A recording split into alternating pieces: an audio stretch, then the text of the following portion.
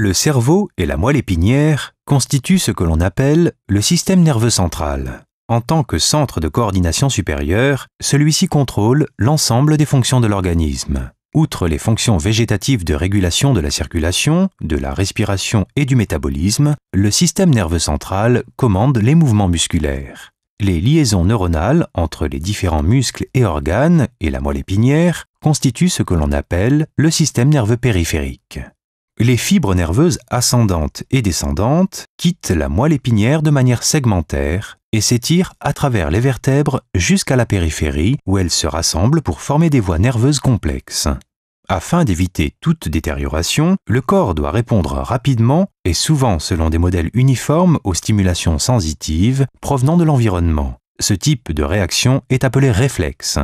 Les impulsions douloureuses, stimulées par exemple par les récepteurs thermiques, sont ainsi transmises l'une après l'autre en quelques fragments de secondes le long des fibres nerveuses jusqu'à la moelle épinière. Ce qui est d'abord transmis par la cellule sous forme d'impulsions électriques est finalement libéré en tant que message chimique intégré par la cellule voisine. Ainsi stimulée, celle-ci transmet à son tour le signal sous forme d'impulsions électriques. Ces centres de conduction sont appelés les synapses.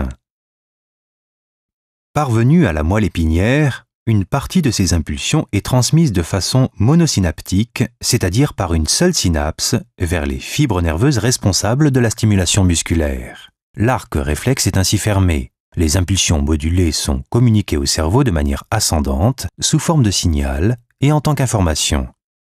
Inversement, en quelques fragments de secondes, les impulsions descendantes parviennent à l'organe cible, c'est-à-dire le muscle. Celui-ci réagit immédiatement par une contraction réflexe.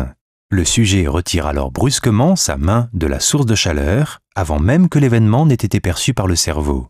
La réaction ne se produit ici que de manière différée.